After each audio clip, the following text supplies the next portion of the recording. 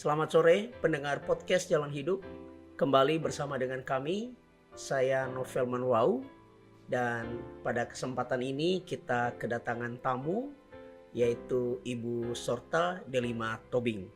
Baiklah, kami akan masuk dalam satu percakapan seputar bagaimana beliau ini ambil bagian dalam pelayanan di BKPN Jakarta, dukungan bersama dengan keluarga selama ini, dan kami rindu berkat pendampingan, dukungan selama ini bukan hanya kami yang merasakan, tetapi penonton juga ikut merasakan.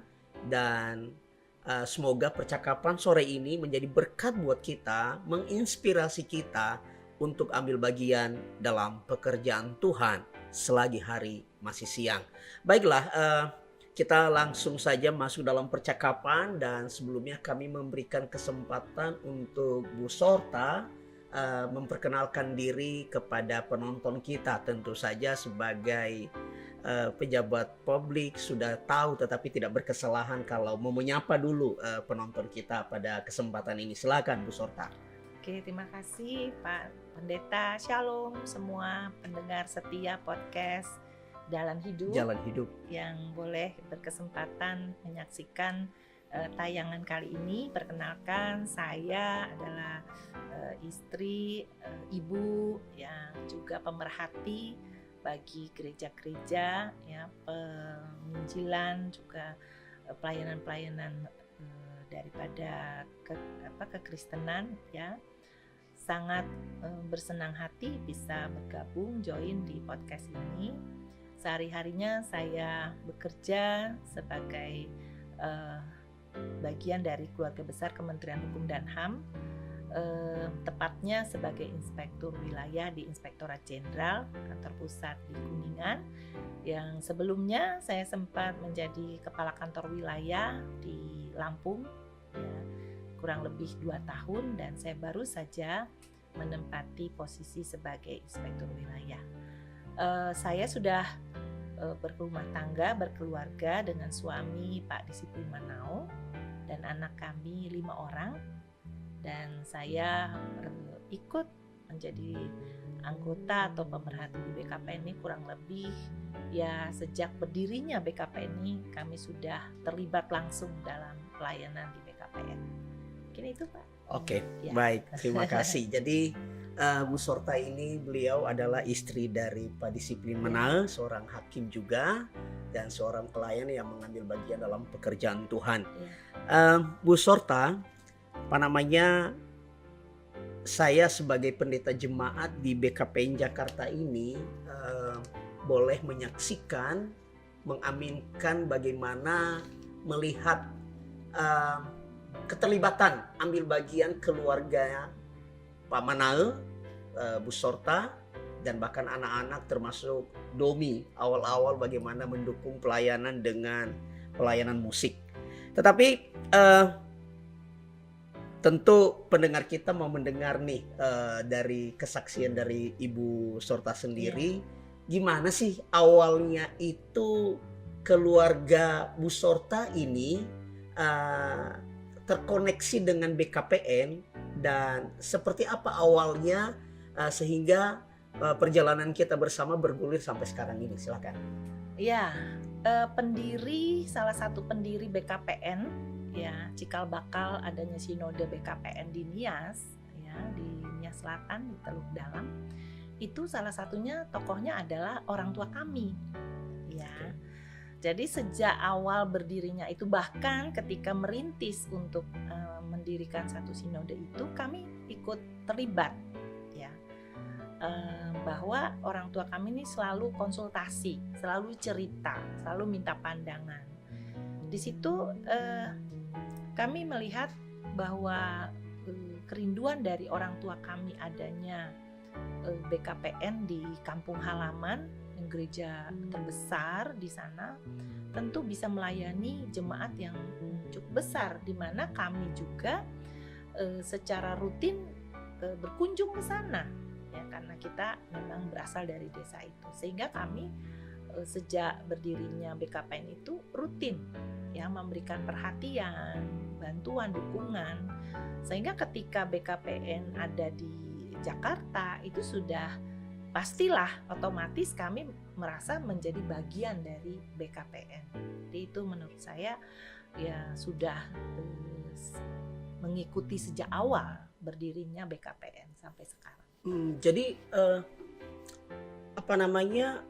hubungan keluarga Bu Sorta Padisiplin selama ini dengan BKPN bukan cuma karena ketemu di Jakartanya ya? Oh bukan, karena memang orang tua kami kan tokoh pendirinya di Nias, tepatnya di bawah Mataluo, sinodenya. Sinode itu, maka setiap acara-acara sinode BKPN di Nias kami selalu diundang.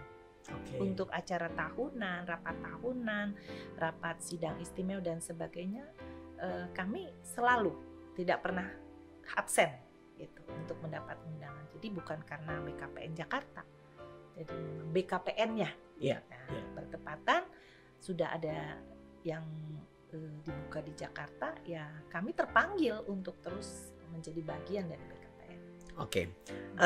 Bu Sorta, ini saya pikir pendengar juga perlu tahu nih, fokus yang di BKPN Jakarta ya. Masih ingat kita berapa tahun yang lalu, jadi BKPN ini sudah di Jakarta sudah 7 tahun, jalan 8 tahun sekarang. Nah, tentu kita masih sama-sama ingat bagaimana dulu itu tiap hari Sabtu anak-anak muda di BKPN Jakarta ini mojok tuh di kamar atas. Ya, mojok untuk doa bersama. Lalu kami juga masa-masa Covid bagaimana diberikan ruang untuk melayani di tempat ini. Nah, selengkapnya mungkin bisa cerita, pendengar kita pengen dengar nih. Oh gitu, ya betul ya. Jadi pada tahun 2017-2018 ya, kami mulai terlibat langsung dengan pelayanan BKPN di Jakarta. Pada saat itu kan sewa ruangan di hotel di Jakarta Selatan ya, di Blok M. Nah, karena namanya sewa ruangan kan cuma mendapatkan kesempatan di hari Minggu. Sedangkan kegiatan persekutuan ya kategorial itu tidak ada tempatnya. Lalu karena Pak Pendeta menanyakan tempat, ya kami dengan senang hati. Bertepatan waktu itu ruangan ini belum seperti ini ya, masih ada sekat-sekat. Silakan untuk dipakai menjadi tempat berdoa. Waktu itu saya ingat muda-mudi itu melakukan doa setiap hari Sabtu di sini. Nah, lalu terjadilah Covid. Saya dengar hotel di mana saat itu meminjamkan atau menyewakan tempat untuk ibadah ditutup untuk kegiatan publik gitu ya. Akhirnya ya saya juga dengan senang hati karena puji Tuhan ruangan ini yang dulunya hanya sekat-sekat untuk bisa kamar untuk berdoa, kita buka menjadi hall atau aula. Nah, jadi memungkinkan untuk kemudian BKPN pun hijrah selama kurang lebih 2 tahun waktu masa Covid ya. Karena masa Covid kan agak sulit juga cari tempat yang boleh beribadah bertatap muka. Nah, jadi disinilah BKPN selama kurang lebih 2 tahun beribadah. Cuma saat itu saya ada kegelisahan nih, karena saya juga dulu kan guru sekolah minggu, guru remaja gitu ya, pelayanan di sektor anak-anak muda juga. Saya bilang, wah ini gimana untuk pelayanan anak sekolah minggunya kalau cuma menggunakan satu ruang aula. Maka sebaiknya, apalagi juga soal parkir ya, di tempat tinggal kami itu tempat parkirnya hanya untuk 3 mobil. Sementara kalau jemaat terpaksa kan di pinggir jalan, tidak aman. Nah, itulah alasannya kemudian saya mendorong teman-teman untuk mencari tempat yang lebih aman ya, dan ada ruangan-ruangannya, bukan hanya satu ruangan, tapi nanti ada ruang ibadah raya, pertemuan bersama, tapi ada juga ruang-ruang untuk kategorial seperti sekolah minggu, sekretariat. Itu kita dorong untuk BKPN mencari tempat seperti itu, dan puji Tuhan ternyata ada dijawab Tuhan, disediakan Tuhan tempatnya, yaitu tempat ibadah sekarang. Itu perjalanannya luar biasa. Betul. Jadi Bapak Ibu penonton, ruang di mana kami ada saat ini adalah ruang ibadah yang dipakai seperti yang Bu Sorta katakan tadi kurang lebih 2 tahun. Dan bahkan jauh sebelum itu di lantai yang sama tetapi masih ada sekat-sekat, dulu ada kamar kecil. Disitulah kami berdoa setiap hari Sabtu menggumuli pelayanan BKPN ini. Dan setelah ruangan ini direnovasi, kami menggunakannya kurang lebih 2 tahun. Tapi saya masih ingat Bu Sorta, beberapa waktu yang lalu itu saya bicara ke Pak Disiplin dan ke Ibu di bawah bahwa kalaupun Pak Disiplin, Bu Sorta bilang ya udahlah selama-lamanya di tempat ini, tapi saya pikir juga ini kan gereja mesti mandiri nih. Jadi walaupun gubuk-gubuk, coba ini kan COVID udah selesai. Jadi ada kelegaan sedikit dan gereja ini, jemaat ini mesti beranjak dewasa, nggak boleh ketergantungan terus-menerus. Sehingga singkat ceritakan kita pindah ke ruko sekarang di Jalan Bungur di Gunung Sahari sana. Dan puji Tuhan juga sudah berlangsung mendekati 2 tahun. Nah, jemaat dalam kesadaran ini udah mau berakhir juga masa kontrak di sana. Lalu puji Tuhan sekalipun jemaat ini anak-anak muda yang baru mencari hidup, anak kuliahan, baru kerja, tetapi sudah ada dalam hati mereka, kita mesti punya tempat yang tetap di Jakarta ini ya. Kita mulai dari yang kecil. Dan singkat cerita kecetus beberapa waktu yang lalu, yuk kita bikin satu event yang kita gandeng dengan Sunojo Ayah, event untuk melakukan gala dinner ya. Nah, dalam gala dinner ini sendiri kami tahu bahwa Pak Disiplin dan Bu Sorta punya andil dalam hal itu. Sebagaimana yang bergulir selama ini dalam percakapan kita, kami butuh itu bukan cuma dukungan materi, tapi nasihat, doa dan seterusnya. Nah, saya dengar bocoran dari Pak Disiplin, Bu Sorta benar nggak tuh? Beberapa minggu menjelang gala dinner itu Bu Sorta dedikasikan waktu untuk terus mendoakan ini. Dan silakan pendengar kita pengen dengar kayak gimana nih dukungannya. Benar, jadi gini, segala sesuatu di kolong langit ini nggak ada kebetulan ya Pak ya. Nah, jadi tepatnya saat pergumulan BKPN ingin merindukan satu rumah ibadah yang tetap gitu ya, kami pun di ibadah keluarga yang setiap malam itu sedang membahas tentang mendirikan rumah ibadah bagi umat Israel di situ ya. Jadi kita teringat akan pergumulan BKPN yang sedang mendoakan untuk itu. Jadi saat kita beribadah terus kita minta Tuhan genapi janji itu bagi jemaat Tuhan, umat pilihan Tuhan yang merindukan untuk bisa beribadah ya, menyembah Tuhan, supaya diberikan jawaban, diberikan penggenapan daripada janji Tuhan. Karena sebenarnya sesungguhnya Tuhan sendiri loh yang menghendaki umatnya itu berkumpul menyembah Dia. Itu inisiatif Tuhan gitu loh. Bukan kita yang berupaya menggapai-gapai Tuhan. Tuhan sendiri yang rindu anaknya itu kayak seorang bapak merindukan anaknya tuh berkumpul di sekitar dia gitu, sekitar meja perjamuan. Jadi karena dia merindukan, nah dia taruh di hati anak-anaknya ya untuk mewujudkan itu menjadi secara fisik ada gedung gitu, ya kan? Nah sebenarnya kan persekutuan tanpa sekat, tanpa gedung pun Allah kan tidak terbatas untuk didekati dan ditemui. Tapi karena saat kami sedang membahas itu ya dalam persekutuan, kami kemudian terkonek dengan pergumulan BKPN yang sungguh-sungguh memenuhi panggilan Tuhan untuk bersekutu, beribadah dan mendapatkan tempat. Dan kami yakin di situ Tuhan pasti menggenapi janjinya, karena itu adalah inisiatif dari Allah dan Dia berjanji kepada umat-umat yang memuji Dia, menyembah Dia, di situ Dia hadir. Maka Dia akan menyediakan segala sesuatu yang diperlukan. Oke, ini saya sedikit melenceng, saya mengulik masalah persekutuan. Benar ya, penonton perlu dengar juga. Saya terkesan dengan keluarga ini. Apa itu? Terkesannya konsisten dengan misbah keluarga. Bahkan dengan sudah ada teknologi Zoom sekarang, yang dari berbagai kota keluarga dihimpun.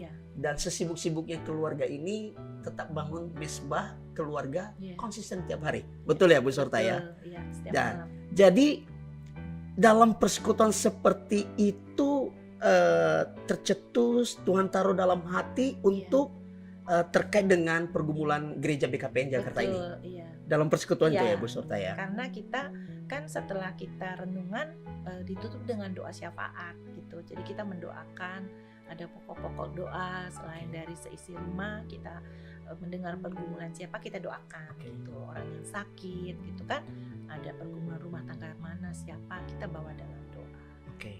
Nah, sekarang di usaha-usaha jemaat ini untuk mendapatkan tempat ibadah tadi, lalu bergandengan dengan event Sunojo Aya, tentu Bu Nadomi kan pantau nih berapa bulan nih pergerakannya, bahkan kami sengaja memberikan laporan bagaimana progres, atau sebaliknya Bu Sorta menanyakan sudah sejauh mana. Ada komentar nggak tentang kerjanya anak-anak muda ini Bu Sorta? Ya, saya apresiasi ya pada teman-teman pemuda dan saya yakin itu kegerakan dari Tuhan sendiri ya. Karena kalau Tuhan sudah menghendaki ya, Tuhan itu menggerakkan hati kita dan seluruh keberadaan kita Dia akan dorong untuk boleh melakukan pekerjaan-pekerjaan baik. Karena dalam Efesus 2 ayat 10 dibilangkan kita ini buatan Allah dan kita ini diciptakan dalam Kristus Yesus untuk melakukan pekerjaan baik yang sudah Dia sediakan. Jadi yang Dia sudah sediakan, setiap kita tuh dihadirkan di dunia ini udah bawa tugas kita masing-masing. Makanya setiap kita unik, punya talenta, punya beban, punya panggilannya masing-masing. Jadi kalau misalnya di gereja ada yang bisa ini, ada yang bisa itu, terus tergerak untuk bikin ini, bikin itu, semua adalah Tuhan turut bekerja mendatangkan kebaikan untuk tujuan yang tercapai tadi.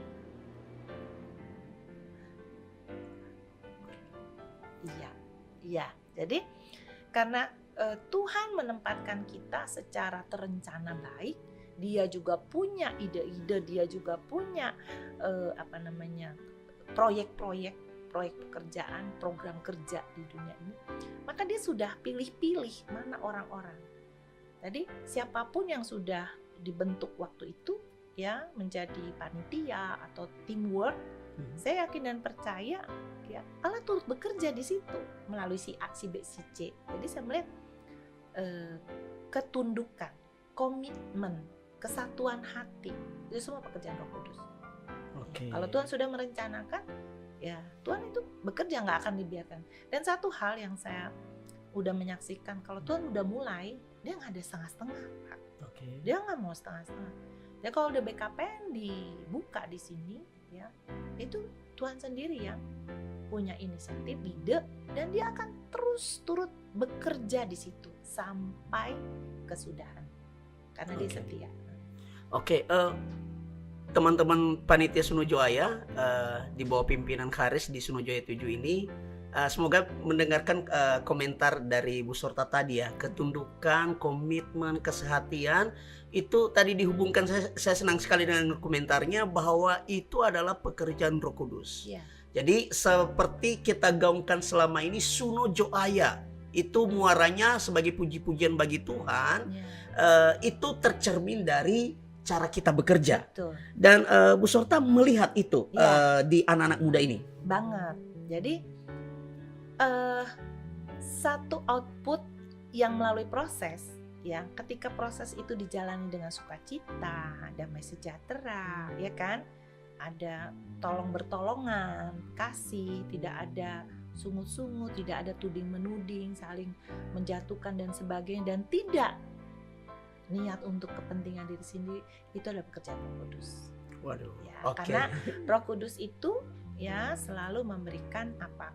Ya, Dia selalu menggerakkan orang untuk berbuat dalam damai, dalam kasih, dalam sukacita, dalam kebenaran. Situ nggak ada kecurangan, nggak ada tipu-tipu, tidak ada bohong-bohong. Itu pekerjaan Roh Kudus. Oke, ya. Ini satu komentar yang mengkonfirmasi passion kami selama ini di Sunojo Aya ini. Selalu saya bilang ke teman-teman Sunojo Aya, jaga hati, jaga hati. Harus. Ya, kalau kita sudah mencari kepentingan pribadi, kita jangan bilang Suno Joaya lagi, Ah, Suno gereja, Suno saya dan lain-lain ya. ya. Dan komentar Bu Sorta mengkonfirmasi passion kami Ya. selama ini. Nah, Bu Sorta kembali kepada BKPN, dan memang BKPN dan Suno Joaya nggak bisa dipisahkan ya. Setelah kita melakukan gala dinner beberapa waktu yang lalu, Bu Sorta, Pak Disiplin, dan kolega juga waktu itu datang, tepatnya tanggal 10 Agustus yang lalu di gedung PGI Pusat, Jalan Salemba. Nah, setelah kita mengerjakan pekerjaan ini, kami itu coba datang ke pemilik tempat yang sedang kita harapkan bisa mendapatkan. Dan setelah kita dapat, puji Tuhan ya, ada aja pekerjaan Tuhan melembutkan hati orang untuk mendukung pekerjaan ini. Jadi harapan gereja ini untuk bisa tetap di tempat itu sangat terbuka. Tetapi saya bilang juga ke teman-teman muda ya, Tuhan membukakan jalan tapi kita jangan pasif. Karena itu Bu Sorta, dalam waktu kurang lebih 2 bulanan ke depan, kami akan melakukan beberapa pekerjaan kecil. Ya, salah satunya akan menerbitkan lagi satu kalender yang eksklusif, yang edukatif, edisi terbatas. Kemudian kami juga akan membuat satu diskusi publik yang mana itu diharapkan nanti bisa mendukung pekerjaan ini dan beberapa usaha yang lain. Nah, sebagai orang tua, kembali untuk anak-anak muda ini, ada nggak nasihat buat kami dalam persiapan kurang lebih 2 bulan ini untuk melangkah ke step berikutnya sampai mendapatkan tempat yang kita harapkan untuk pelayanan BKPN? Dalam pencarian dananya ya? Pencarian dananya. Oh ya, jadi memang satu ya, kita dalam mencari dana itu kita mau mengetuk pintu atau kocek ya, atau istilahnya kantong orang tuh yang memberi dengan senyum. Ya, memberinya dengan senyum. Dan sang pemberi itu jangan kita batasi gitu loh. Ketika konsumennya itu tidak terbatas, ya kan sekarang kalau melalui dunia maya itu kan tidak terbatas lagi jangkauan kita ya. Maka ide-ide untuk produknya pun harus yang sifatnya itu kolosal ya, yang sifatnya itu umum, untuk berlaku umum, tapi ada spesifik mungkin nilai khas uniknya gitu. Tapi itu adalah produk yang menjadi kebutuhan konsumsi banyak orang, baik yang di Indonesia maupun mungkin sampai ke luar negeri, dimanapun. Lapisan, kalau bisa semua lapisan ya, anak-anak, orang tua butuh itu. Nah, itu perlu hikmat dari Tuhan, kira-kira apa tuh produknya gitu ya, supaya akhirnya yang istilahnya yang tertarik dengan produk itu bisa sesuatu atau seseorang yang kita tidak duga-duga dari mana. Kan Tuhan bisa kirim ya, dia bisa kirim burung apa yang memberi makan, ya kan? Burung gagak bisa, yang nggak masuk di akal, masa burung gagak kayak sing makan gitu kan? Gak usah dibatasi gitu ya. Tuhan bisa kasih cara, uluran tangan dia, berkat dia tuh bisa dari mana-mana. Tinggal kita minta dari Tuhan, biar Tuhan yang kasih ide.